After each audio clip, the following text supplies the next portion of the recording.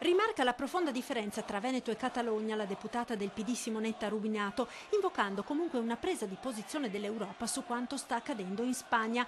Quel che è certo, sottolinea la parlamentare, è la legittimità del referendum veneto per l'autonomia, che è tutt'altra cosa dalla secessione. Anzi, dirò di più.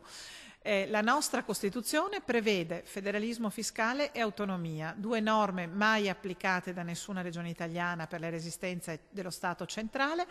Con questo referendum in realtà i cittadini possono esigere alla politica regionale e nazionale l'attuazione di norme della nostra Costituzione. E sempre dal PD, quanto mai spaccato sulla questione referendaria, si leva la voce del consigliere regionale Graziano Azzalin, contrario alla consultazione, che chiede a Zaia di prendere le distanze dal consigliere indipendentista della sua maggioranza Antonio Guadagnini, promotore di un progetto di legge per la secessione del Veneto. Bene, si metta all'ordine del giorno questo progetto di legge e si dica in maniera inequivoca da parte della Lega, da parte della lista Zaia, si voti contro, che si è per l'autonomia nel rispetto della Costituzione e che non si strizza l'occhio agli indipendentisti.